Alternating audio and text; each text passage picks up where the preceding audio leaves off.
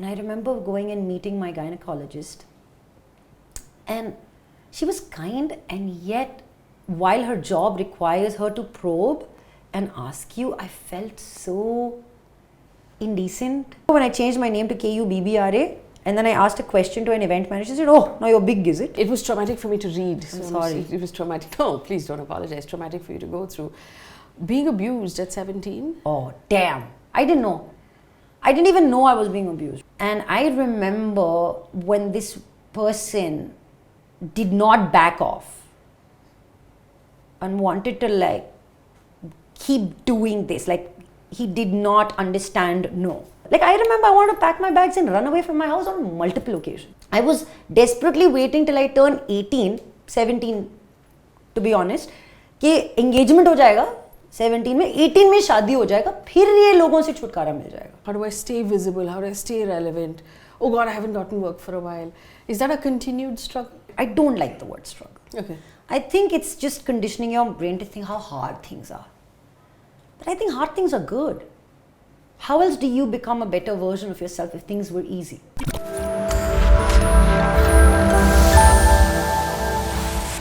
She's Kukoo from Sacred Games. She's Phara from Apple TV's Foundation. She's also now an award-winning author and an anchor.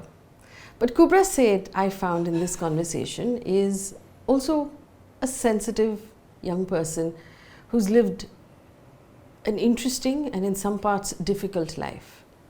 She talks to me about being abused as a teenager, starting off in this industry and finding her dreams. Here is Kubbra Sait. Kubbra Sait! Finally! Faye D'Souza! Finally! Finally! We managed this. We've been talking about it for so long to do an interview. Yeah. Welcome. Thank you. To the I'm very podcast. grateful to be here in your home studio. I'm finally meeting you. After months, because even when the book came out, I just sent you like a soft copy. Please, would you write a blurb for me? And you were so generous and so kind. And I'm so happy. I'm actually meeting you for the first time after that. Yes, so congratulations on I'm the actually book. meeting you for the first time after I saw you with a bump. Yeah. It's like over a year now. Yeah, we're meeting after a year. The Neil boy is 1 year older. No, he's 9 months old. Too cute. He's 9 months old. He's a beauty. Thank you. Lush black hair. Black hair. So, down to the interview. Oh yeah, okay. Fine. Yes. Business, I forgot. No, so first of all, congratulations on the book. Thank you. And congratulations on the award at the Bangalore Litfest. My first ever Litfest. That's amazing. Yeah, That's amazing. I never thought I was qualified to attend a Litfest ever. I would shy away and walk away with my hair, like heels on my head. I was like, मैं इधर क्या बात करेगा? कौन है ये? नहीं, ये बहुत smart लोग हैं, बहुत intelligent लोग हैं. And then I got invited, and then they had like put my book in a nomination in the popular choice category, and I was competing with stalwarts, dude, and like people who've written multiple books, like Devdutt Patnaik. Please relax, Kubbra Sait. How will you win this award? And I won. It was really nice. That's I amazing. feel like now I have a chip Now on my legit. shoulder. Yeah, now I have a chip on my shoulder. Please, tehzeeb se baat karo. Award-winning author hai. That's amazing. It's Kubbra Sait, award-winning author. Yes. In conversation with me. Yeah, award-winning author, actor, anchor. Boom, boom, boom. That's excellent. That's excellent. I'm so glad we're talking at this point because the book's sort of been out. People have read it. I hope many of you have read it. If you haven't, you should. It's an amazing book. And you've really opened up and talked about a lot. And stuff that you've not talked about in the past. Why did you decide to write the book? Oh, so I do believe as a generation, right, we've become very interested in being heard. But nobody wants to listen. So everybody's talking. Everybody's talking. Yeah, So you're either talking to or talking at. But somebody, like words, there's no moment to like soak in the words, I feel. And during the pandemic, it became even more hard to go find those people for you to talk to or at. And like most people, I went through my moments of just sitting by myself and just pondering about things. And it just happened that I was looking for a ghostwriter for somebody, and when I ended up talking to X, talked to Y, talked to Z, then Z connected me to 1, and 1 told me, why don't you write a book? So I said, okay, so then you get me ghostwriter. They said, why? I said, because I've never written a book, and I thought celebrities, so slipped that in. So celebrities always have their books written by a ghostwriter. Yes. They said, no, that's not true. People do write their books, and you do write stories. So like, when did you hear my stories? They said, we've heard your autobiographical stories on Commune. Yes. So they said, but... so I said, no, but that's like a 5-minute thing. So they said, correct. Every chapter is 5 minutes. Just give us 20 of those stories. And when someone broke it down so simply for me, I was like, let's do this. So when I started writing, I didn't even know what to start writing. So the first chapter, which is the prologue of the book, is about me not having the root of wisdom teeth. Yeah. And I thought that was such a great way to begin this book. And I didn't even know it was going to begin that way at that point. But it was the first thing that I ever submitted. And everyone was happy. And HarperCollins came on board and said, we will publish this book. And I was like, okay, hold on. So there is merit to something. Yeah. And then I just wanted to play with the idea. And then most of my things that I've done so far have been in the spirit of candor and playfulness. So हो जाता है. और फिर ऐसे होते होते ऐसा हो गया. Yeah. But I remember there were moments in between when I would finish a chapter, somewhere think of something, go to sleep with it, wake up with almost a vivid dream, and then go straight to the laptop and start typing. Because it was an unfinished thought in my head, or an unfinished emotion in my mind, in my heart. So I just wanted to let it out. And when it all started flowing, I felt it was the most cathartic experience ever. When I hit the send button with the last chapter, or the last edit that I had to make towards the book, I felt I had given birth to a new me, because there was nothing that I had to hide from, none of this, judgment of the society, because just too many people out there to give you their peace of mind, ask you questions when you are in doubt, because that strengthens your doubt. Yeah. They don't really have a solution, and kind of they operate from a problem-centric conversation. And for me, I was like, yeah, cool. You can have your problems. Stuff it. I am here now, renewed and excited to start a new life of mine, because every single thing that happened in my past turned me into the person I am today. So I value every single, milestone achievement. And I also regard and respect every single mistake that I've made so far. And I just felt so empowering. And I was like... But I was thinking, so you've talked about other people also in the book, right? So your brother's in it, your mother's in it, your dad's in it, all of this. At any point, did any of them say, hey, you're doing it, it's fine, but can you please not? I didn't tell them only. I was like, book aayegi pad lena. So everyone had an idea. Right. But I was very conscious of the fact that I did not want to make someone my hero, and I didn't want to make someone the villain. They were people. They were important people who came into my life, and every person, every soul comes into your life for you either to make a memory or to take a learning away from it. So for me, it was looking at my life from the outside to see how I have reacted and learned from situations. But you talked about being abused, you talked about having an abortion, you talked about, and a lot of the other big milestones of your life, your first show, the first shoot, the first anchoring, all of that, and we'll get to that. At some point, was there a question of, should I write about this? Because this is how people will then, you know how this is how the internet works, right? Now it gets attached to you, right? So not only are you Kubbra Sait, who is an anchor, an award-winning author, you're an actor, but you're also these 3-4 things that you talked about. Were you worried about putting that out, or there was no doubt? No, there was no doubt. I was just very confident of the life that I've led, And I think you, at some point, need to take control of the steering wheel.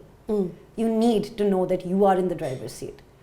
I mean, if you want to sit in the rear and be like, हाँ भैया आगे से left, आगे से right, then you can be like, okay, Bhaiya is going to be like, madam, but मेरे को रास्ता better पता है. But then if you are the one driving, then you own up to the journey. You know, of all the chapters in the book, the one that I want to talk about, the one that you've not talked about a lot, and that's possibly because it's at the end of the book, is the abortion. And you've actually communicated that really beautifully. If you don't mind sharing that story again. So for me, it was a moment in my life when I was learning how to swim. I never learned how to swim till I was 30 years old. So my mission when I was 30 was to learn how to swim and then to go diving. Like, don't do anything half-hearted or half-assed. You know, you go, you learn how to swim. And where did I learn how to swim? In this really small, tiny pool in this club in Bandra. Well, you can stand in. I think the club was called Celavi or something. Okay. So I went there to learn how to swim. It was the first time in my life I had put my head underwater. And I remember the teacher telling me you need to breathe out really slowly. So count till 4 while you exhale. Now that 4 became 6, 6 became 8, 8 became 10, and that's how comfortable I became with water. Until I said, ye to theek hai, but now I want to go conquer the oceans. I want to be comfortable diving. So I remember I was super thrilled. I went to Andamans. There was this friend of mine who said he will join me, or I may have, extended an invitation because I'm a single girl living in the big city. So yay, let's go. I went to dive. He joined us, and it was just, I don't know if it sounds poetic now, but I do remember the incident as if it happened yesterday, because it was right after my first night dive, and I was petrified. I jumped out of the boat, like the propeller cut my ankle. I was, grazed, and I was bleeding, and it was just gnarly at this point, and I was scared. And I haven't done a night dive after that till today, by the way. And I have had so many people come along to say, hey, night dive, you'll be with us, you'll be safe. And I have just never done it till today, which I do want to change. Again, that sounds like as if I may want to have a baby and I haven't thought of it. But yeah, but I do remember I was so emotionally down at that point of time that, and as shameful as we as a system make it sound, the word sex, I thought it was a release for me at that point. I felt comfortable, I felt held, I felt loved, I felt seen, I felt noticed, that we didn't think about anything else. Yeah. We didn't care about anything else. And the holiday was over, the diving was over, I was back to my normal life. I didn't even see the person for many, many weeks, because I got back from Andamans and I went shooting for a show in Rajasthan somewhere. But I was feeling really uncomfortable inside my body. And then I returned, and that's when it hit me, oh God, I've missed my period. So I texted him and I said, I think I've missed my period. And his first reaction, sadly, now that you think of it, was, this is not the way you get my attention. And that broke my heart. And I said, attention? Are you like out of your mind? You know what? Keep your attention up your ass. I am going to get a pregnancy test kit from the medical store. I'm going to do this. I did it, and I'm praying to God it isn't 2 lines. It shouldn't be 2 lines. No, it can't be. I am not that person. I am not irresponsible. I have a whole life ahead of me. I don't know what's going to happen. And much to my shock, it was 2 lines. So I took another test, hoping this was wrong. But I was proved right the second time. I was pregnant and I didn't know what to do about it. So I just sat on the bathroom floor, was weeping uncontrollably. And I just sent him the photograph. Of the test. Yeah. And he said, you wait, I'm coming to see you now. And I said, don't come now. I'm going to now figure out who I need to talk to, what do I need to do. And I remember going and meeting my gynecologist. And she was kind, and yet while her job requires her to probe and ask you, I felt so indecent and I felt so seen Exposed. She could. It was like standing in front of an X-ray machine, let alone another human being, because she was asking me questions like, was it consensual? Was it a rape? She was asking me repeatedly, because it's a very traumatic experience if you weren't expecting it. At least it was for me. So we went into that zone, and then she was like, is this a regular partner? Are you in a relationship with this partner? And I just said, no. And I'm just weeping now. And then she said, it's okay. We've got nothing to worry. Nothing has happened. It's still very early, and we can go ahead and do what we got to do, but you need to decide what you want to do. But let's confirm it. Let's find out where we are in this situation. So she asked me to go to a sonography. And I remember sitting in that pathology thing. I was sitting by myself, and then I went weeping into the room also. So I think everybody was cognizant of the fact that this is something I didn't want. Yeah. Or this had happened by accident. This has happened without intention. That you're not all fluttery and happy and I'm not like, oh my God, this is great. Yeah. And I'm doing this alone. And in movies we've seen it doesn't happen alone. Yeah. It's hard to do alone. You can't. Yeah. I don't know. Like maybe you can. Like yesterday I was watching a movie where, this woman, she births a baby and she chooses to do it alone. Or Modern Love. Yeah. Where the girl chooses to raise her baby alone. But again, it's a very different mindset to want to do that. And you still need people around you who are going to be solid. Yeah. Like they're going to stand by you. They're going to be your fort. Like right next to you. They're going to protect you. And I had nobody at this point. First of all, having premarital sex only is a problem. How do you go explain that, oh, I not only had premarital sex, I also ended up getting pregnant. It was too much. And there is this mental chatter which is super noisy. This conundrum in my head, and I couldn't deal with it. But she said, yes, it's about, I think, 5 weeks. And I counted 5 weeks, and it was Andamans. Yeah. So by that time, as I got out, the boy/man showed up, and I was wailing, I remember. I was incoherent. Nobody could understand what the hell I was saying. Even I couldn't understand what I was saying. And he said, we'll do what you want to do. I said, what? Don't do this to me right now. Already too many decisions to make, and now you don't tell me, now you make this decision if you want to have this child or not. And it's a soul we're talking about right now. I'm going into like the whole like, ooh, you're going to hell. Babies are going to like at you. And I was very scared. It was nothing that had ever happened to anyone I even knew before. But yeah, I said, I'm going to take a week, 10 days, think about this, and then come back. And can you believe it, Faye? I actually packed my bags and I went to Krabi to host a wedding. Yeah.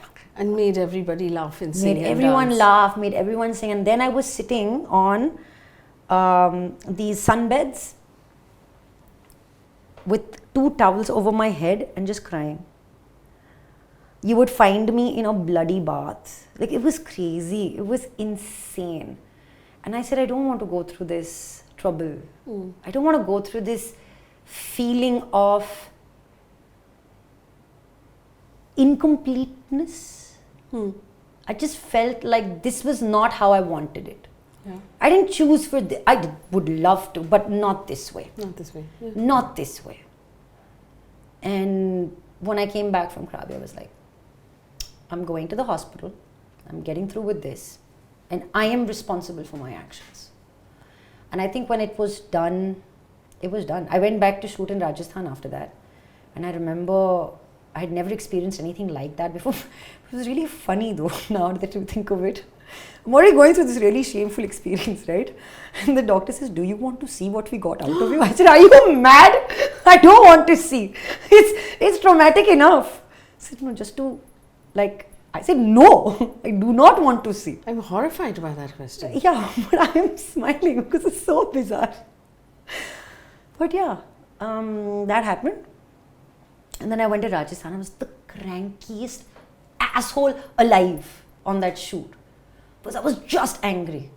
I was angry. I would say, I'm not getting out of this van. Why? It's too hot. And it was hot for me.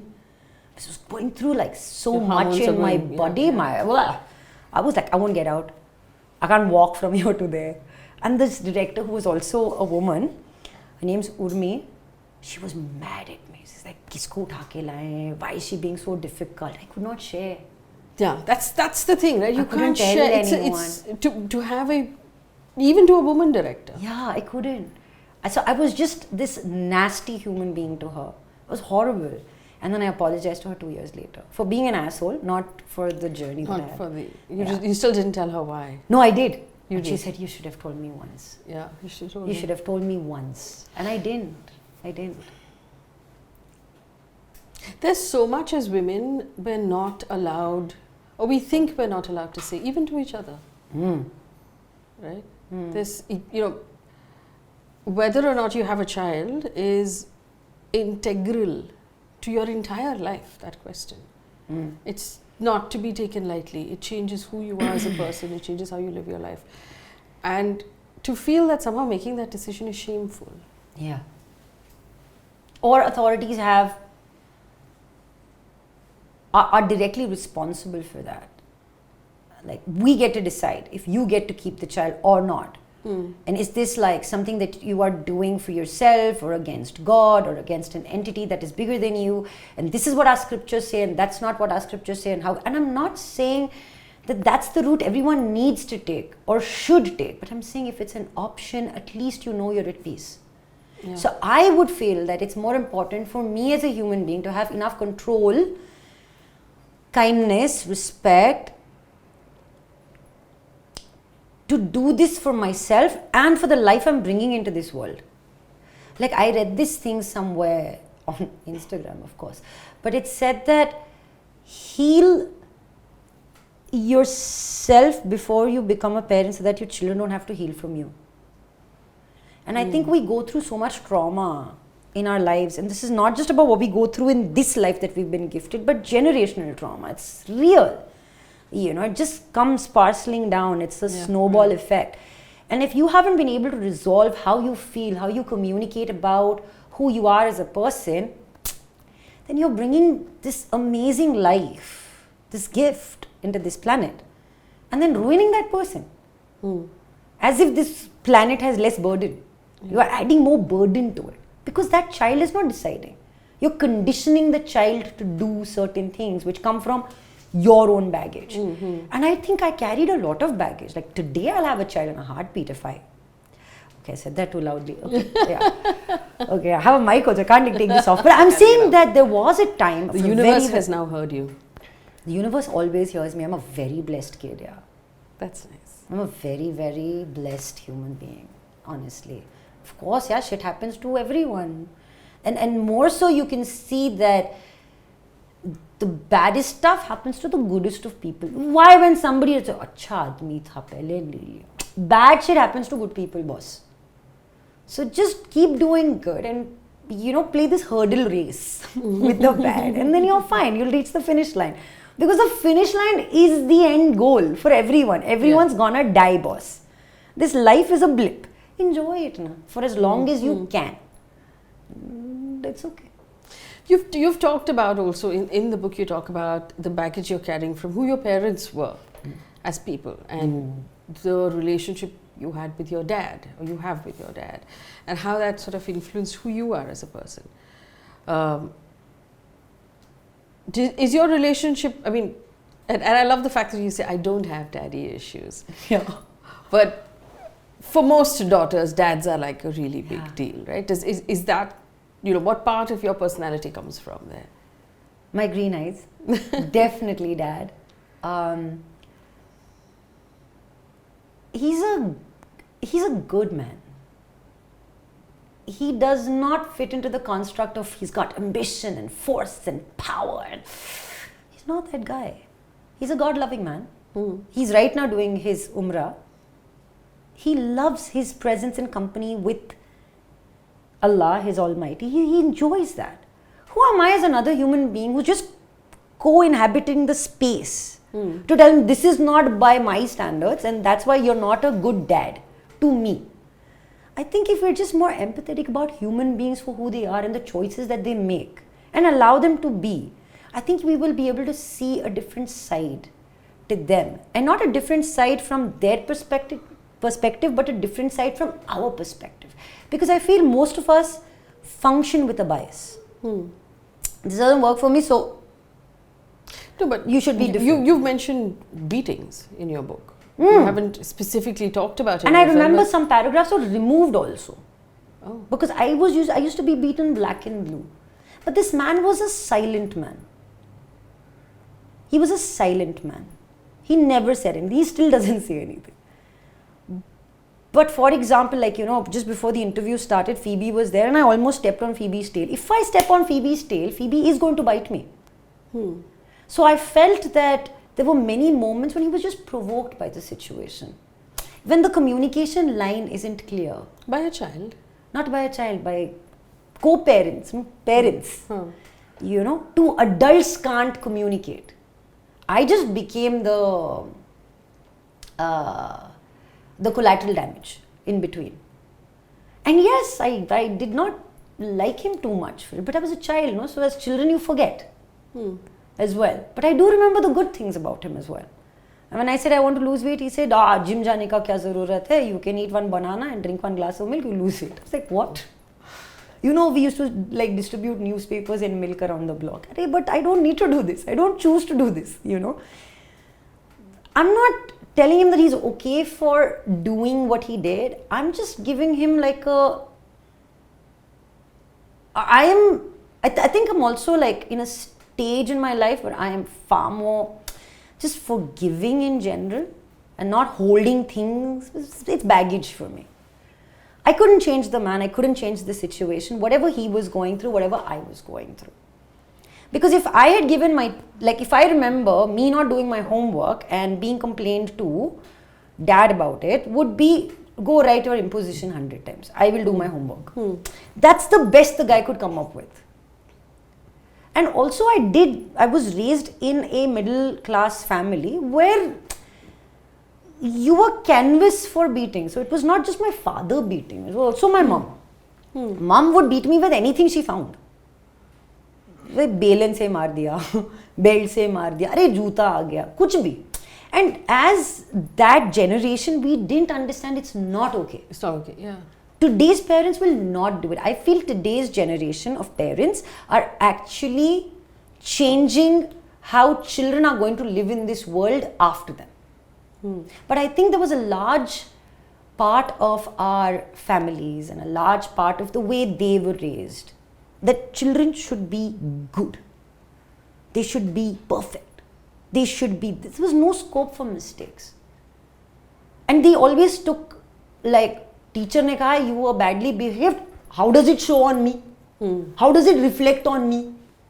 So when parents came from a place of, I know more than you, then I guess it's a problem across, and we know a lot of parents like that. It's not isolated to my family. At some point, did you as a young adult turn around and say, hey, you know what? That much beating was not okay. Yeah. Okay, how can I change that? I can change that by being different to every interaction that I have today. Whether it is with a potential partner, whether it is with my family in return, whether it is with the children I meet, whether it's the children I have. I can't go back in the past and change it. Also, I can't hold resentment in my heart. At least I choose not to. Everything in life is a choice. And I'm not telling them, मैं कोई court नहीं है ना कि तुमने मारा अब मैं तुमको जेल में डाल देगा. ऐसा, you can't do that.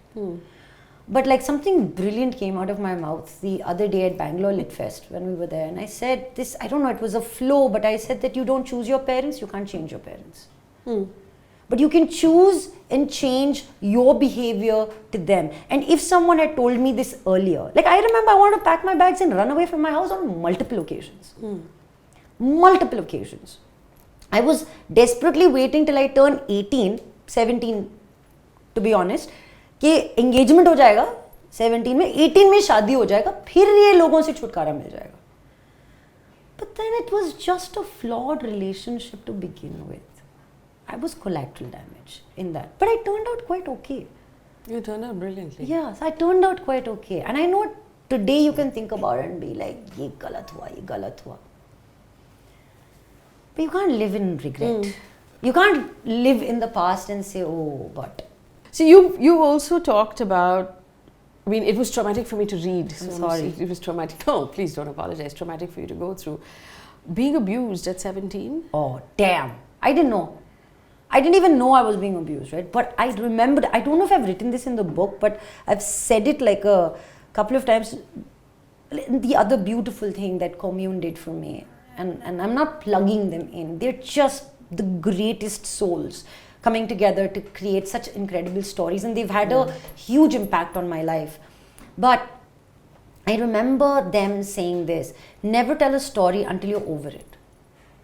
And I got a chance to get over my stories through this book.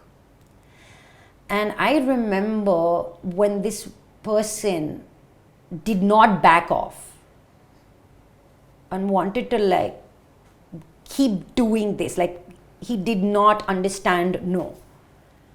He did not understand stop. I'll tell your mother, I'll do this. And it was getting like physically just like blah. And it was not just physical after a point, it was also mental. It was shameful. I was wearing this shame. How much older than you was this person? So at that time I must have been 29. Okay. So about 11, 12 years older than me. And when you're 17, that's a very large gap between two human beings. You don't see that today. Like I'm 30, I'm dating someone who's, I don't know, 45. It doesn't show as much like, oh, you're 30, okay, brain, oh, 45, brain, okay, great. But when you're 17, it's not okay. Yeah, it's not okay. It's not okay. And I remember I was standing in a basement. I was telling him I'm not doing something, not coming somewhere. Something happened.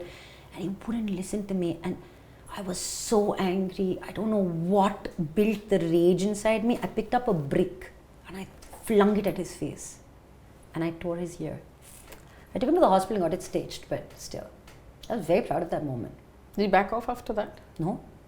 He just stopped talking. So then my mom again came, intervened and said, फिर से लड़ लिए, बात नहीं कर रही, कहीं तो कर रही हैं, ऐसा करना नहीं. And you could never bring yourself to tell her what was happening? No, I didn't. But I did think I held a lot of anger towards her. Because I thought she was the smartest woman I've ever met, I've ever known. I thought she could sniff a lie. How could she not sniff this out? How? Maybe I even did it deliberately. Maybe I did it for fun. I did it. But how could you not say, how could you not see it?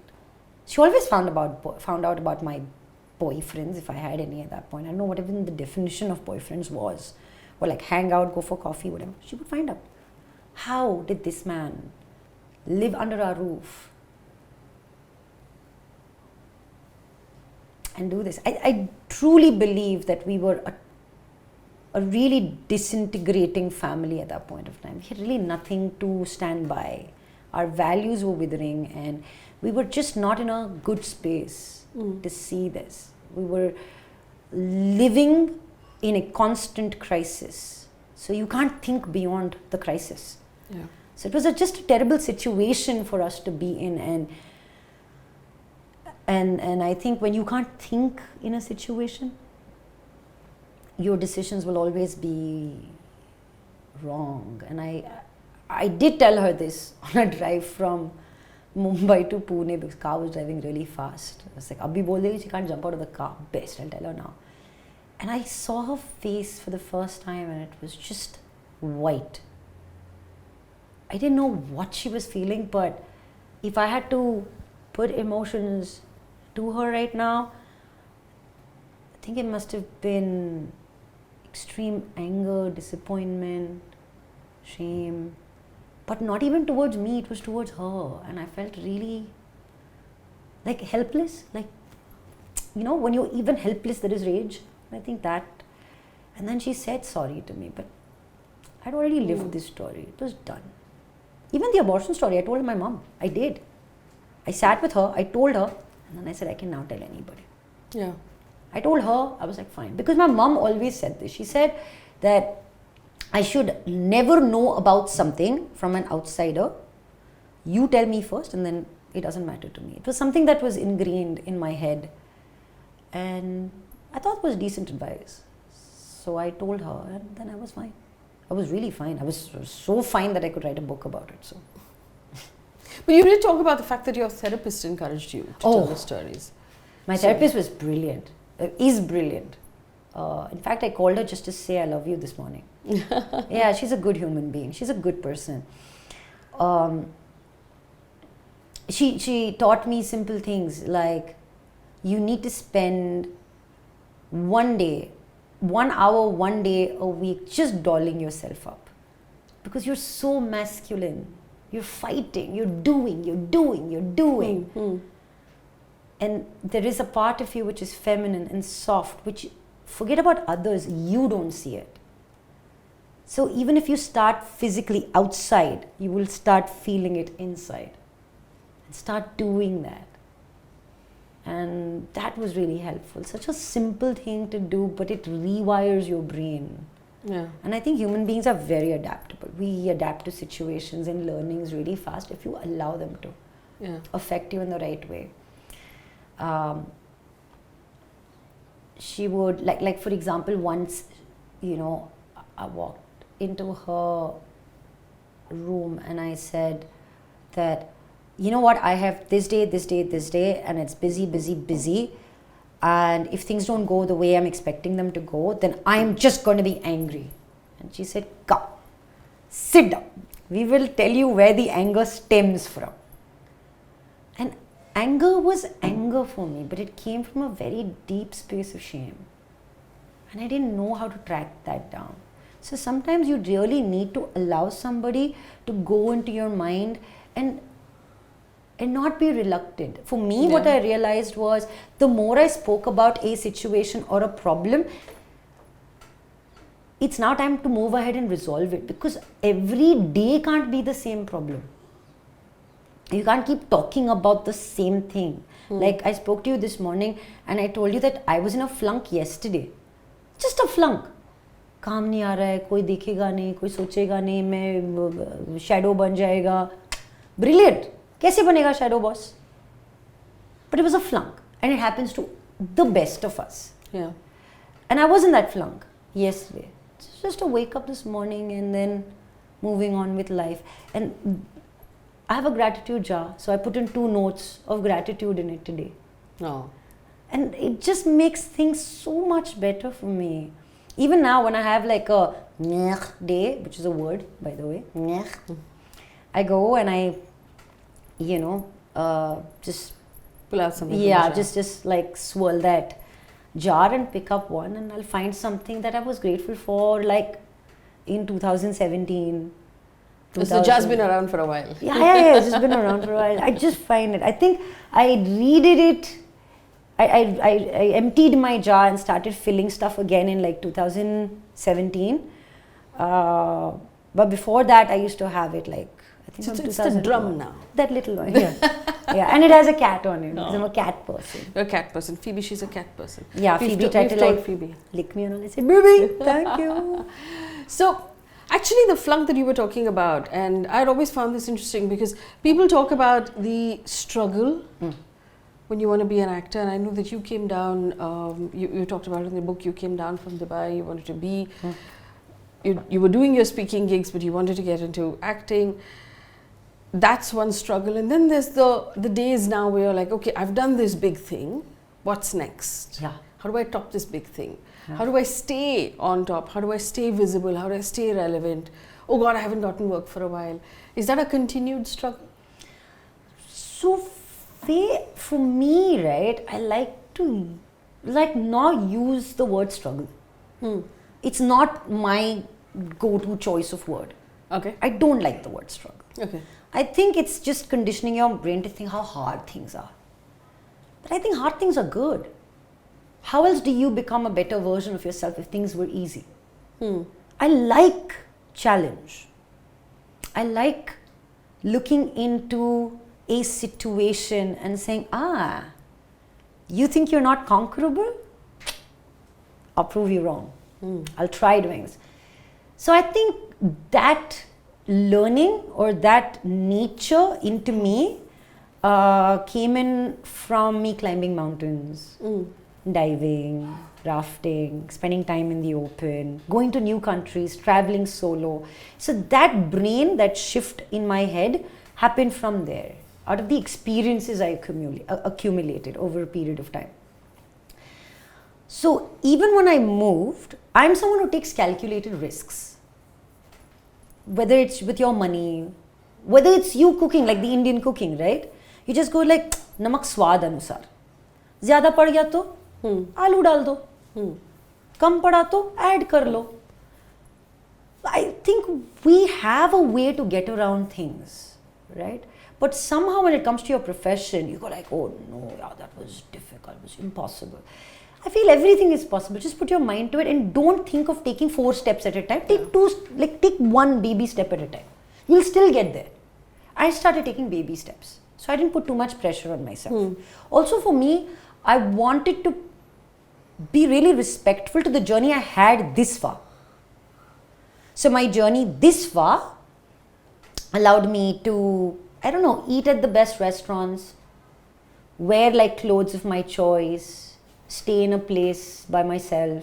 So those are the kind of lifestyle things I wanted to carry forward. So I said, okay, fine, if I'm doing that, then what do I need to run my house in a month in Mumbai? Okay, let's start financially. Great. So this is what I need. So then the number at that point was some 1.5 lakhs or something like that. Then also 1.5 lakhs, yeah, to live in Bombay. It's a lot of money. Okay, great. So then I try to reduce certain costs. Okay, so I can travel by auto, I can do this, I can do that. One day I was riding in an auto and I got thrown out of the auto because one more guy came off in the middle. All of that, he came off. Then a crash happened. I went off outside. Then I said, auto maybe nahi jayega. So I took out money from my savings. So I started with a thing saying I will start out with 10 lakhs. I'll come to Mumbai. So I have 6 months plus extra to live my life the way I live my life in Dubai and continue trying to do something new. So I'm not going to cut myself short of an experience. This was an experience. It was a holiday for me. But like a holiday with purpose. So I came in to do that. Also, I think I wanted to become an actor because everyone else in Dubai thought, I'm going to Bombay, you're an actor, no. And then they said also, yeah, go, Salman Khan is waiting for you. How they knew? How they knew? I did 2 films with Salman Khan, yeah. It's the greatest feeling ever. It's amazing. Tell me about your first experience on set. Oh, I loved it. In your Salman Khan film. Yeah, so they told me like, you're like junior artist, no? Secondary cast. So secondary cast, I has to leave the hotel at like 5:30 in the morning. So I said, but breakfast? They said, apple. They flung an apple at my face. So I went like, one more. They flung 2 apples at my face. So I held the apples. We sat in this bus sort of a situation. Got into it and we were listening to like, I love listening to like SP Balasubramanian. It's such a pump. Like I love all of that stuff. So I was listening to those kind of music, like full ding ching music and all that, listening. But driving to this place, we get in there, then all the girls are getting ready. And we had a huge ensemble cast for this one. So even there, my brain, I love my brain. Even there, we were 2 maids. I said, I am head maid. So maybe I wanted to be bigger. So I said, I have apron, I am head maid. So I will get ready 5 minutes late. And maid ko kitna makeup kar lega. So I was sitting over there. That time no vanity vans. So they were saying we will start shoot at 10 o'clock. Then 10 became 11, 11 became 12. So they had done 1 round of makeup on my face. Some girls had got the jaw lines cut and all that stuff like this. And all that stuff. I was like, wow, I'm looking at all of this. That pancake is happening. I was like, oh, wow, I'm so like amazed by this behavior. I said, मेरा इतना नहीं है, मैं जाके सो जाता. किधर सोएगा? So I put 2 chairs together and I slept like. Because now you've been up since 4 in the morning. Because when I had a shower and came, my co-actor who I was sharing the room with was doing like pranayam and all. I was like, oh wow, amazing. So I went for a shower, she was still doing pranayam, so we left at some 4:30. I think she was playing Mami or Bhabhi in the film. So we were sharing a room together. And we went and they were all getting ready. I took 2 chairs and I slept. Then at 1 o'clock, we were like, come on, I think now we should get ready. Nothing happened. And 2:45, Faye, the freaking hustle. You know someone important's arrived. That important person is the hero of the film, right? So it's just like people moving, people coming, going, it's like crazy, it's noise, it's like everybody's like pulling up their pants and tightening their pants at their waist and like, let's do some work and everything. And there emerges the Salman Khan, man. The Salman Khan. We're shooting at a golf course.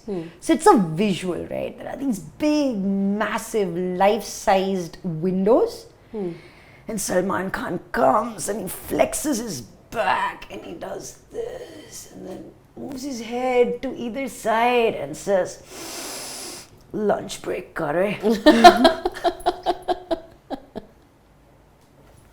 इधर मैं एक Apple खाया है सुबह से काम भी कर लेते हैं ना. But no, we had lunch.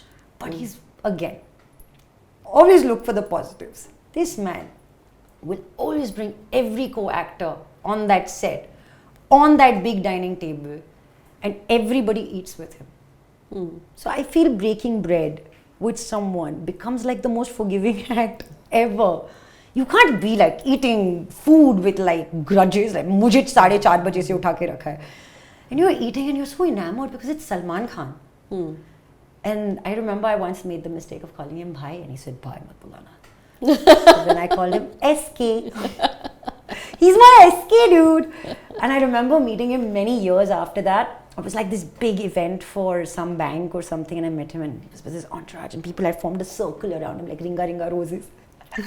And then I jumped into the circle and he said, Arve, tu to ready made hai. I love him.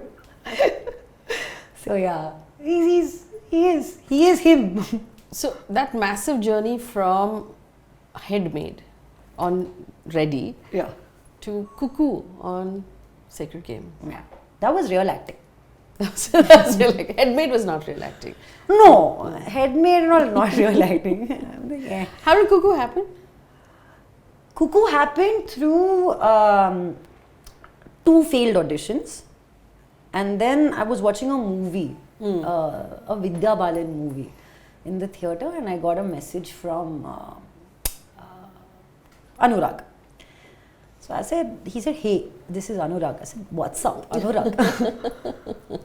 Then I got to know it's Anurag Kashyap. Now it's too late to call him sir. Yeah. So we went with the flow. Sup, Anurag. And I'm that person who gets to like pet names before you even know we are friends. So I'm like, hey, what's up, AK? What's up, K? You know, and he's just like, this woman's like lost her marbles. So then he asked me about the audition. I said, I went, I did the audition. And then he said, no, but I haven't seen the tape. So I don't know, I went, I did. So then he said, okay, I'm going to call you back. He called me, he said, come back and do the audition again. And we will get it done in a certain way this time. Because the first one, I went as stereotypically transgender as you would think of.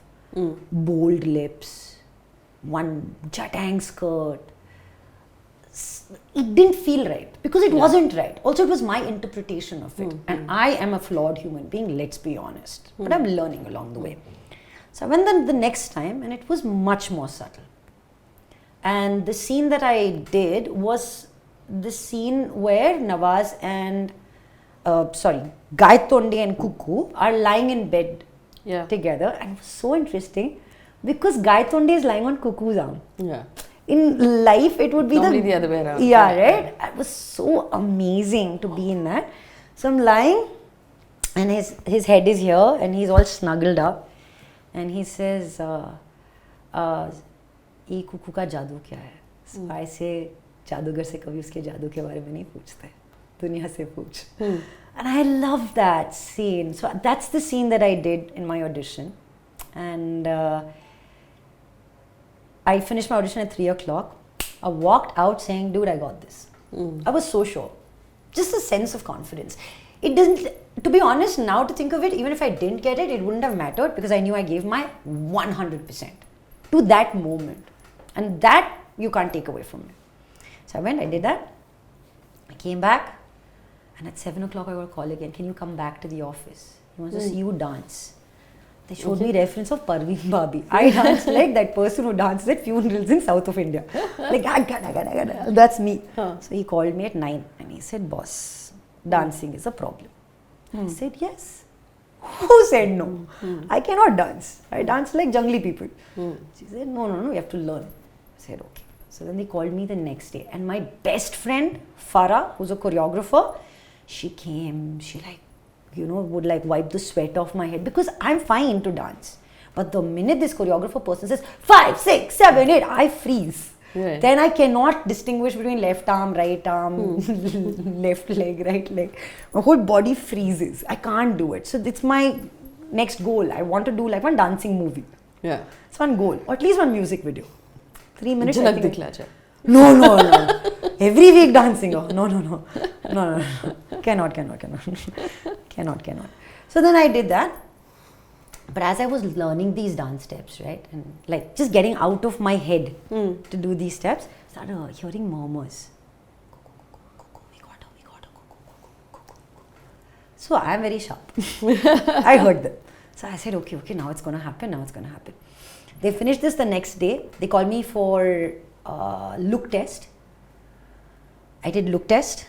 They gave me penis for first time. I wore penis. And you know what? Brain didn't even function. I didn't even ask them if it's sanitized at that time. I just wore the penis. Then we did many photo shoots. Then they didn't call back on me. It's like, oh, so much happened, then you didn't call her.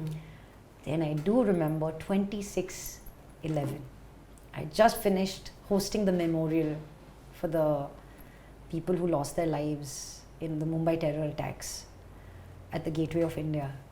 And I'm waiting in line to take a picture with Amitabh Bachchan because he had just finished singing the national anthem. I was waiting and I got a message from Anurag Kashyap. Is it a good time to talk? He said, Mr. Bachchan, we will meet. That is a promise. We will meet, just not today. This is important. I ran to the car, I sat down, and then I've written that whole conversation between him and me where he's just telling me how problematic I am. And I'm like, have I got the part? Then he took this long sigh. And I think he took that long sigh because I took a longer sigh. So I got tired now. Yaar. Kitna bolega ek insan that you're not good? And then he said, we will go with you. Oh, man. You know that scene from that Ae Dil-e Mushkil, where he says, this is love, and then removes the pot. He keeps doing this with the pot, Ranbir Kapoor. He takes the pot, and ye mohabbat hai. Ye mohabbat hai. That pot got lifted and got thrown on the side. And I was like, oh my God, I have full capacity of lungs to breathe right now. Because I was so nervous to hear. That happened on the 26th. I started shooting on the 30th. Wow. First day of shoot. Yeah. Then, as the mighty say, the rest is And the first day of shoot was that.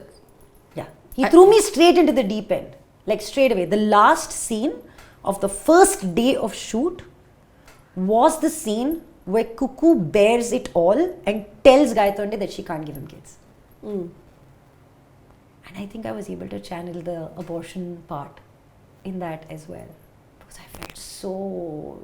I don't think I thought about it in as much depth because you don't know what opens where and how. And at that time, Anurag didn't know any of these stories, right? But the way he read those lines out to me, and I was following the paper, and he took the paper, he gently threw it away and said, "Tu sun." And I was sipping my whiskey, and he told me these lines. And the minute he saw the first tear roll down my face, he said, "Nobody talks to her, give her another glass, I'll meet her on set." It was that clinical for him. And when it was done, I walked out, and like I remember just like falling to the floor and was like pancaked on the floor. And Nawaz came, he held me, and Anurag came, he held me, and both of them were just like, "Now can you get out? We have to finish this scene." Thanks, bro. But there's also like full frontal nudity in that scene on your first day. Ooh. That's alright. Yeah. Yes, it was. Yeah. Was that hard? Was that awkward? Was that... I mean, because, you know, a lot of people watching films don't realize that when you're doing a scene that's intimate or you're doing a scene that involves nudity, there are like 50 people on set. Yeah. Also, this was a closed set. Okay. So there there were not only 50 4 people. There were only 4 people. There Okay, were only good. 4 people. Okay. Everyone else was outside. Okay. And even the monitors were shut. Only the shogun of the director was on. Hmm. Nothing else. Okay. So it was a very respectful set. Also, Anurag is the kind of person who has a lot of female directors and female team on his side. So it made it reassuring for a first-time actor. Also, I remember telling this story, and I stand by this story. It was Ankur Tiwari who recommended me to Anurag Kashyap. Otherwise, he would have never known of my existence. And Ankur called me, and he just randomly just said, "हाँ तो ऐसा कुछ frontal nudity है, हाँ तू कर लेगी मेरे को पता है." I was like, "What? Ankur believes in me, then what does it take for me to believe in me?" And I did it for me, and I did it for my godfather. He hates it when I call him godfather. But yeah, I did it for him, and I did it for me. And in that moment, you're really not thinking about people. You're not thinking about कौन क्या बोलेगा, कैसे करेगा, nothing. But I met like Vikram Chandra just now at the Bangalore Litfest, and he hugged me and he said, "Come on, do you not remember I told you on the day of the showcase, we had like a preview kind of a showcase at PVR, and then we had a party after, and I remember him and Kashyap telling me, star hai tu ban gayi, bas." But you're right. Sometimes I think, wouldn't it be nice if people spoke about Phara, Meher Salam, Riya, all these amazing other characters that I've played, but people remember Sacred Games. Yeah. They do. And they carry it so close to their heart. So at first I used to get like, I don't want to talk about Sacred Games again. But now I think I've learned how to wear it as a matter of pride. So I know that you've been asked this in the past as well. I was talking to Sushant, and we talked about how there is now a call, and there should have been perhaps earlier as well, for trans actors to play trans characters. Absolutely. Your breakthrough character, Kukkoo, was a trans character. What is your response to that? I think we are still having conversations around the rights of human beings. But I'm so grateful to see that these incredible souls are coming out now to actually speak out their truth, but also claim what's theirs. We're talking about 6 years ago, this wasn't a revolution. 6 years ago, this was still a taboo, it was a crime. Not transgenders, but we're talking about homosexuality and the way it was perceived, and it was a criminal offense in our country. So I think after Sacred Games came out and Section 377 got written off, there were more people to come out and take responsibility for who they are. And I think that has changed, because the last few shows that I have seen have actually had trans actors. And yeah, we cannot forget that we make movies, but movies and making them is still a business. So you need saleable faces. Like a Rajkumar Rao doing what he does, a Gulshan Deva supporting him so beautifully in Badhai Do, a Bhumi doing it, you know.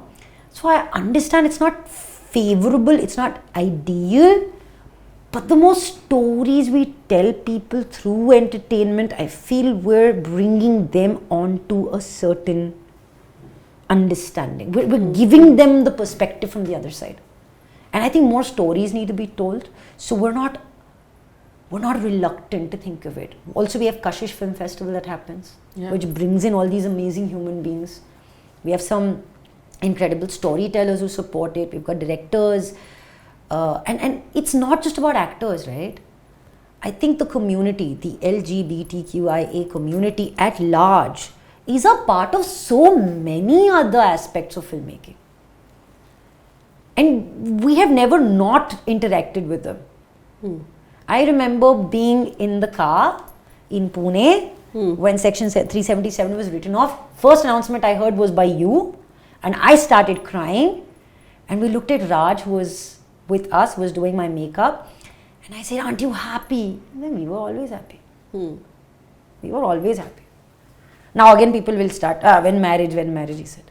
I was like, so lightly. Because ये जो क्रांति कर रहे हैं ना, हम ही कर रहे हैं. वो तो life जी रहे हैं boss. So what do you want to be a part of?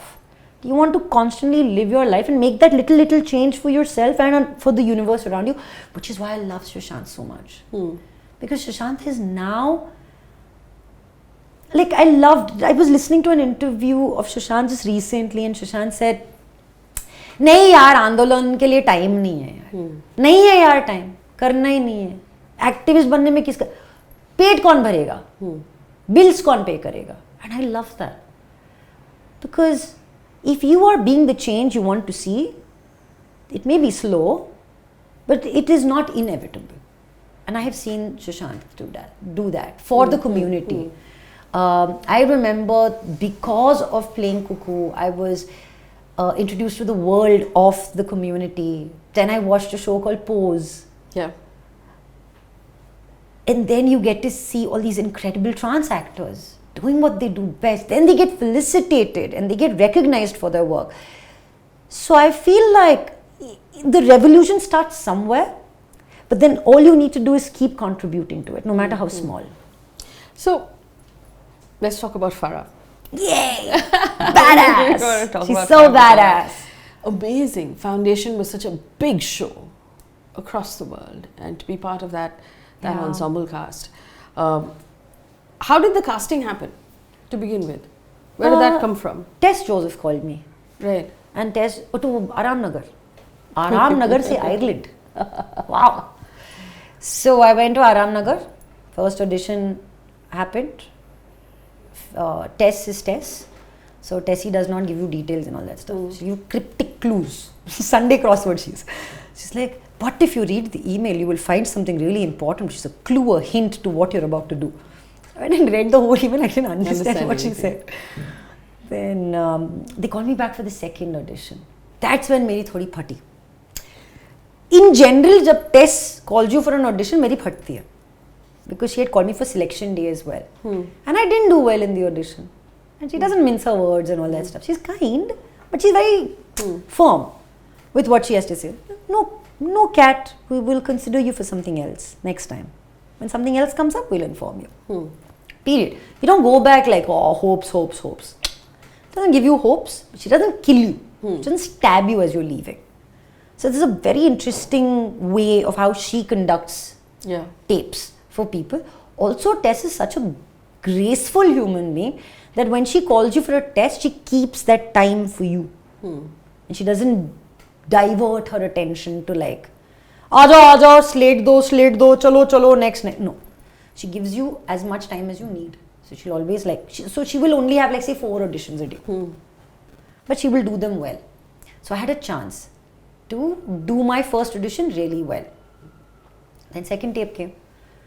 Then I saw some 4 pages were there. I'm like, oh, yo, this English is very big English. How to do? Very big English this was. I said, I can't. So I called Ali. I said, Ali, you've done English. Victorian up to. Please tell me how to learn these lines. He said, write them. Write them till you don't need the paper anymore. I started writing. Then I went in. I went and did the tape, but I did not have the feeling like I had when I walked out of the second audition or the third audition of Kukkoo. I was like, oh, full. I have shut on this. Very good. They are not calling you back. Say it. You can say goodbye to whatever this show is because I still don't know what show this is. But weirdly, they called me 3 days later. And I got an email saying we saw something, but we want that. And it was weird. Like this morning, I posted a video from Cameron Welsh's story. So Cameron was the first person to call me. And Cameron said, we saw something about you. This is for me to let you know that you were really good. So just give us what you gave us in your first audition. Really keen, but you need to help us here. I was like, I need to help you. I love it. How nice and gentle this West is. I love it. So when I gave them something else, and I have to share this is amazing, and I hope we can tag the person also. So I didn't know how to say maintenance. I would say maintenance. And then I didn't know how to say academic, I would say academic. And those were the two big changes that I had to make in the accent, so to speak, which was basically the enunciation of the words.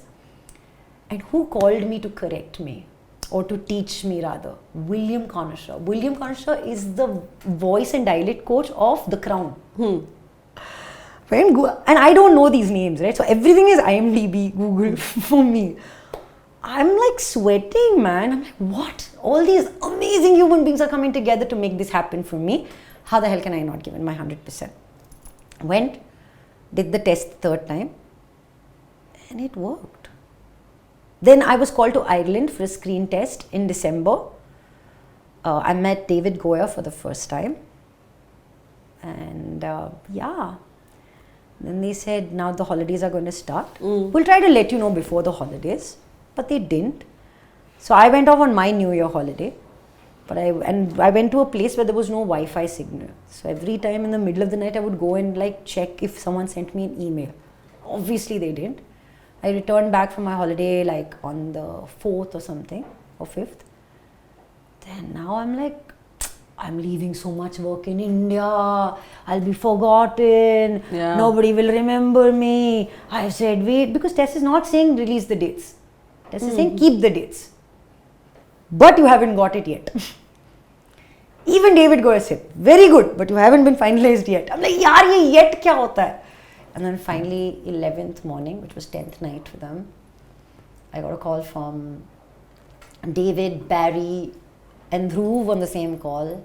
And they said, it was morning coffee. And they said, congratulations, you are Phara Keaen. You are the grand huntress of the Anacreons. I was like, what? And this big sweat went down my back. And that's that. Do you know how big it was going to be then? No. No. I still don't know how big it is. Nobody watched it only in India. It's okay. I watched it. Thank you. Watched it. You are my fan. Furiously. Thank you.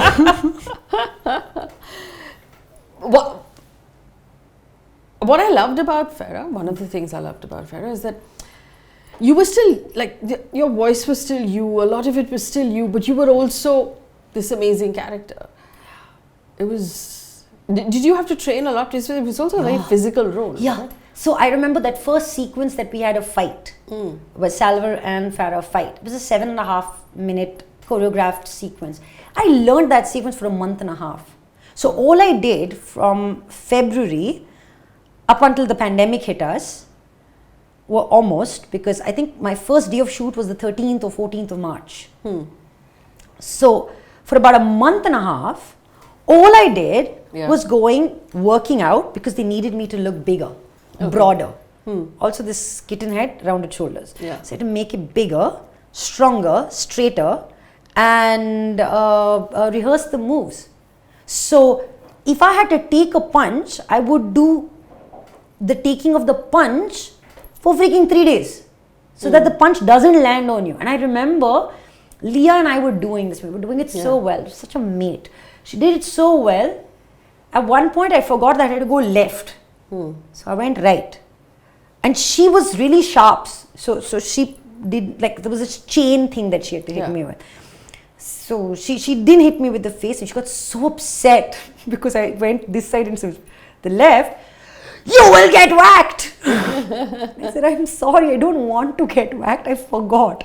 Because at 5, 6, 7, 8 still screws with my head. No, it was really nice. We did that, and we tend to build trust when we work with people. And I had no one else to trust at that point. It was just my co-actors, and it was really nice. And you shot in a bubble. Because we went back. Again, when we came back, it was such a weird thing, right? Like, do you want to go back or stay in Ireland? Why the fuck would I want to stay in Ireland? I don't know anyone here. So it's okay, then we will send you back. Do you want to go? Thursday the 12th or Friday the 13th? I said, you're mad! Send me Thursday the 12th. So I took the first flight out, which was like that evening. Heathrow was a ghost town. I landed into Mumbai, and it was like swift. I was out in my house in like 25 minutes from the airport. It was that quick. And then we just sat. Because the country went into a lockdown like on the 20th. And then we just sat. and nobody knew what was happening. And then I thought again, मेरा सब बर्बाद हो गया, वापस नहीं लेंगे, I'm the only brown person, they will replace me first. Plus India, population, so many people, COVID, oh my God, we're not like the top of the scare list, right? Well, after Italy and Spain, I'd say. But still, we were right on top. We were dealing well with it, the first wave, better than the second. But yeah, they called me back in September. And they said, now, you have to come back. So then I went. You know, Dhruv actually got me my Irish visa. Because he knew somebody who worked at Tourism Ireland. So I actually got my visa for Ireland without biometrics. Oh. Yes, I got a sanction of a visa. I flew down. I did my work. Then I did Tourism Ireland ka videos also. I saw that. Then I got paid for that. I'm very, very shagird. So how are their sets? We shoot overseas at a really big setup. They send you emails. They send you emails every day. They send you emails every day. They send you emails and call sheet every day. Okay. And the beauty is that you're not waiting for the call sheet. Right. You're not waiting for the email. That's something that happens. So it happens as soon as it's 6 p.m. you finish. So it's a 6 a.m. to 6 p.m. At 7:15 you will have the email. Then you do whatever you want. You want to go get yourself a drink, you do whatever. But 7:15 you will have your email. Because nobody overshoots. Nobody runs overtime. Also, yes, it's a very big budget show. So I guess they do have the liberty to do that. But what I did take away is that there is respect for how much a human being can deliver in that day. Yes. They don't have to squeeze it in and saying, wow, we are overproductive. Zarurat nahi hai, bhai. Yeah. You be productive. Over ka zarurat nahi hai. You don't do over. You know how we say in South, no? In Bangalore. No, so don't do over. Just do as much as is required of you in that day. And they schedule it well. I'm not saying upar niche nahi hota hai. फिर भी होता है. But what is the hierarchy like? So when you're talking to director, when you're talking to producer, when you're talking to very more nice. senior actors than you, is that an idea at all? Do they have that concept? Like in India, we have this sir बोलने का ना? नहीं, मैं तो sir मैं नहीं सीखा. हाँ. मैं अभी sir बीच में ऐसे ही निकल जाता because I'm just enslaved to the habit. School में also, no, we just grew up that way. So many years of conditioning. But at Microsoft, for example, I never call the managing director of Microsoft Middle East was his name. By his first name. Yeah, I don't remember his name right now. Don't want to botch it up, but you know what I mean. I don't remember his name right now, but it was his first name. And my boss was my first name. Was by her first name. My first boss ever is still my best friend. How are things different on an Indian set? One sir thing is there. Yeah. Unless they specifically tell you not to call sir.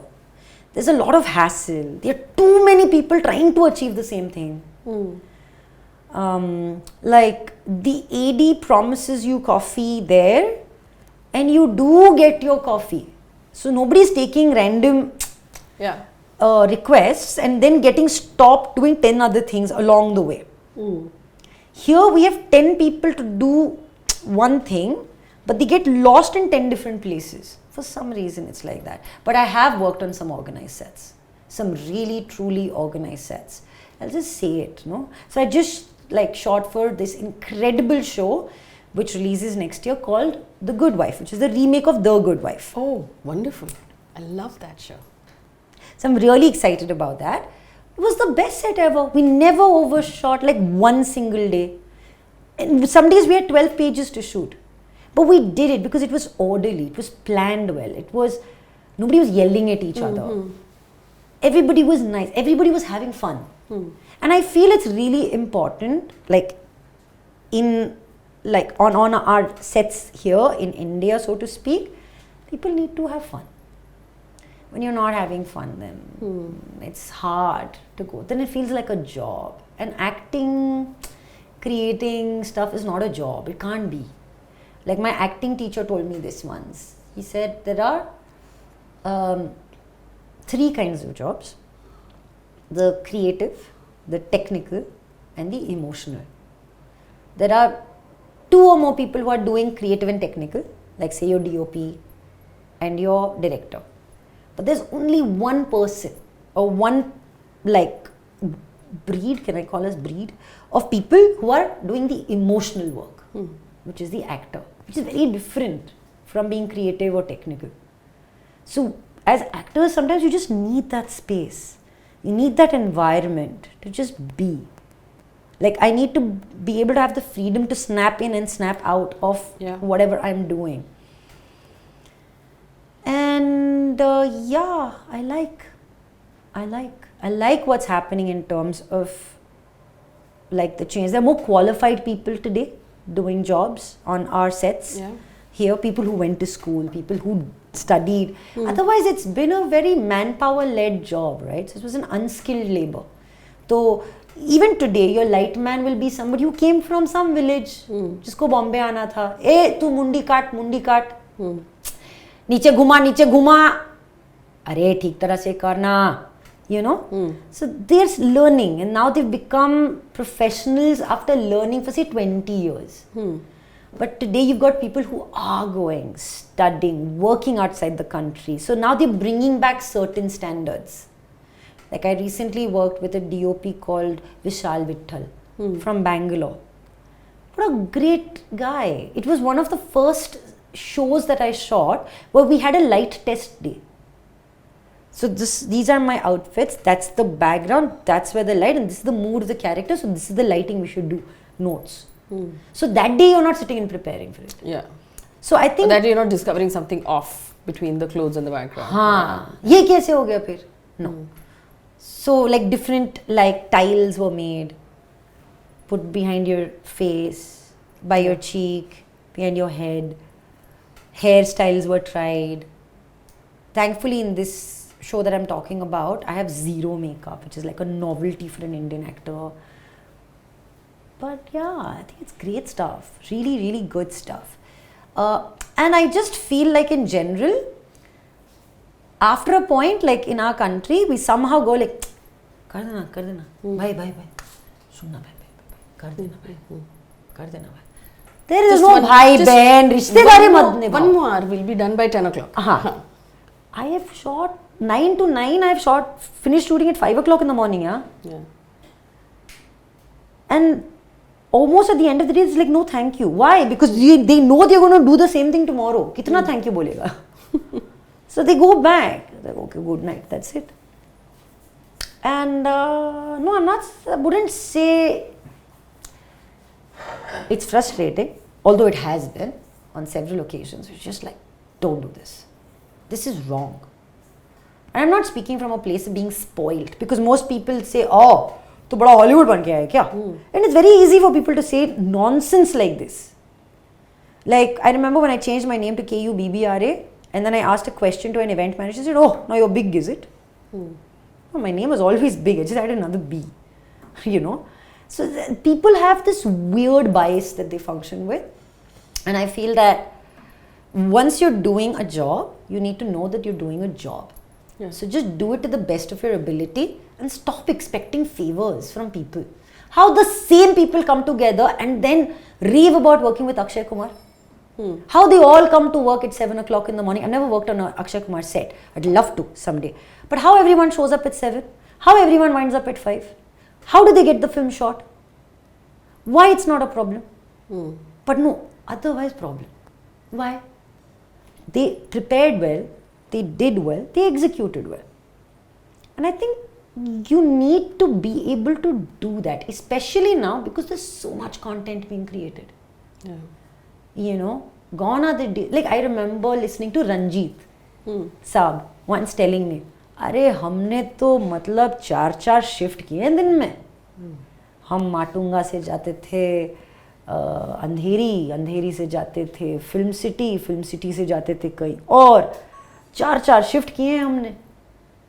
And then there was camaraderie also between like producers and directors. Today everyone is corporatized. Yeah, I can never say that word. That word. Yeah, that word. You've also worked in Indian showbiz pre and post Me Too. Has there been a change? think people are more cognizant. And it's good.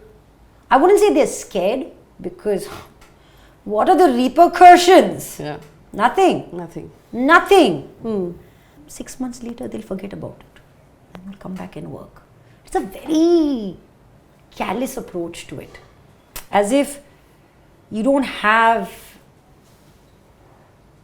any sort of responsibility for your actions. And I think you can only evolve when you take responsibility for your actions. You really need to.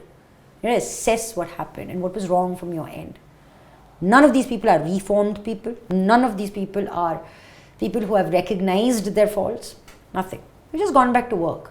कुछ नहीं यार, बहुत tough था. लोगों ने बहुत बात की. मगर लोगों का काम है यार कहना. अब देखो 6 महीने बाद हम वापस आ गए. So there's nothing, unfortunately, and it should be, but it's very interesting, and I haven't read the contract, but it's really interesting that for my next job there is a clause in my contract that has been put in by the producers for respect conduct, abuse, and another word they had used on set. And I think it's a great thing. Once I know it for sure, then maybe I will, because it was very interesting for me. Earlier sets used to be bad behavior, bad language, sexual misconduct.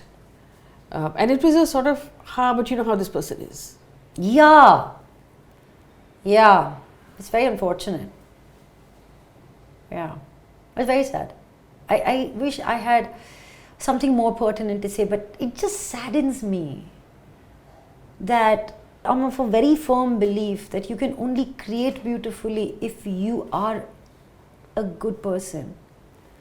And it saddens me because then it's just a business, na? क्या फर्क पड़ता है? पता है इसकी film ने इतना बनाया तो ये आदमी चूतिया निकलेगा तो भी चलेगा, काम तो करना है ना. किधर जाएंगे? कौन देगा काम? And I think it's a very unfortunate situation to find yourself in. But I also would like to reiterate, not that I said it before, I don't know why I used the word, but I'm saying that there are good people, yeah. There are kind people.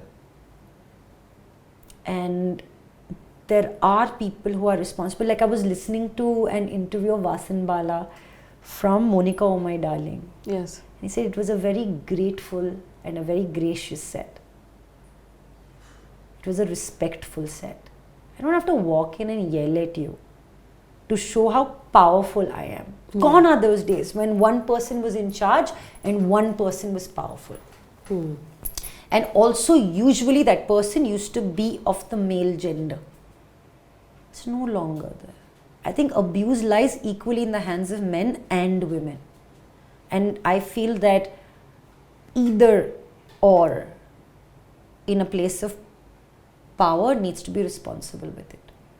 It cannot be. Even like I used to be an asshole to people, yeah. I used to yell at people because I was flawed. I did not know how to control my situation.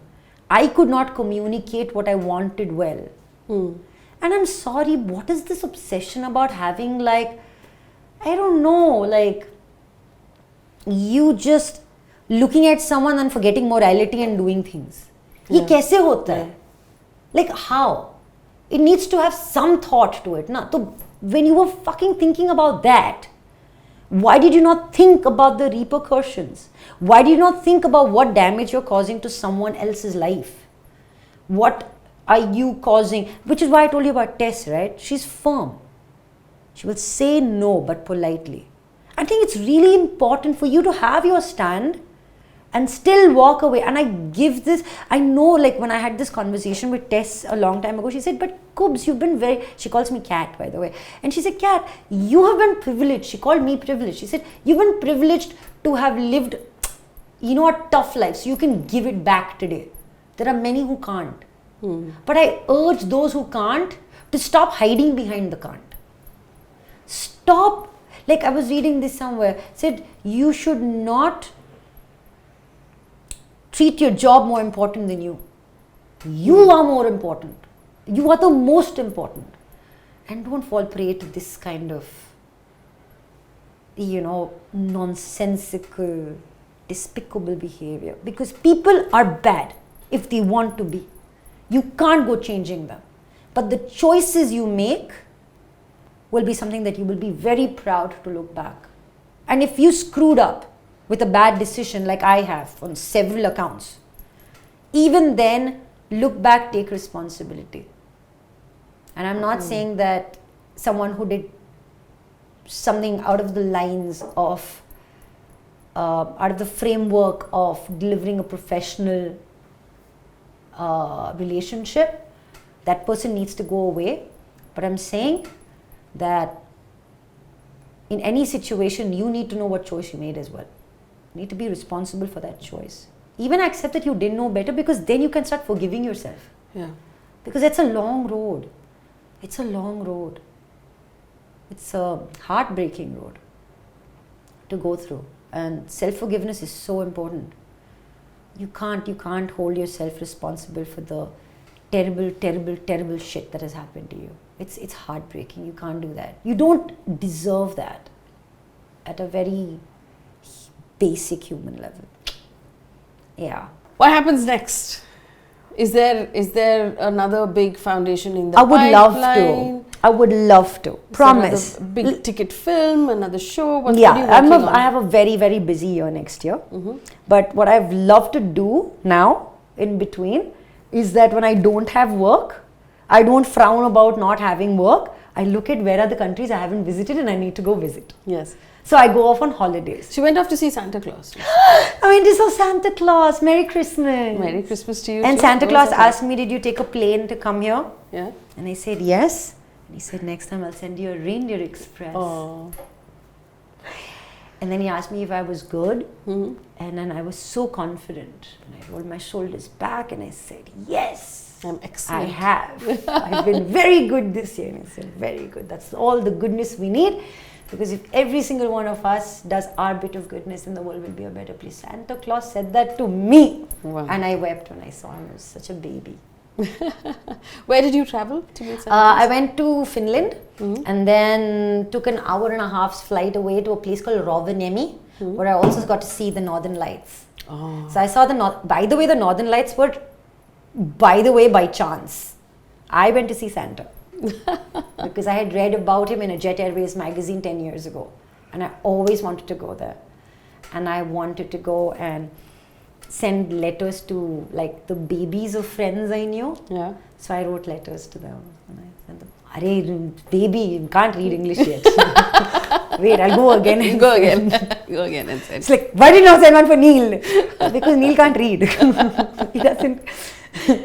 He really thinks Santa's coming from a chimney. At least that's what you're teaching him. There's no chimney in a flat. No chimney in the flat, right? Like, I saw that body language change. I saw it. If you had one piece of advice to give someone who's getting on a plane to come to Mumbai, to make it big, big, Yeah. the big one, Start small. start small. Start small. Start small. Prioritize yourself. And please don't think by going to parties you'll get work. No. Now I go to parties because I want a party. And I don't think that comes from a place of privilege. You always should go to a party because you want a party. You don't go to a party and say, ye mera business card hai. Chhi. Very low blow that is. I don't like that word networking as well. Okay. So try not using that for yourself. Also, in any field that you want to excel, whether it is Mumbai or any other city in the world, be good at what you do and work hard and learn more. Like right now, I'm learning about voice modulation. Why do I need to? Oh, I've done Sacred Games. No, learn. There is no end to learning, and there's always room to learn more. So if you can do that, stay committed to the process, and don't expect for like big magic to happen overnight. Well, some are just end up working in a Salman Khan movie. But no, I'm saying seriously, start small and enjoy and celebrate the small steps. People forget to celebrate. Yeah. So don't forget to celebrate. And should I clap? Yeah. Thank you so much for speaking with me, Kubbra Sait. I love you now.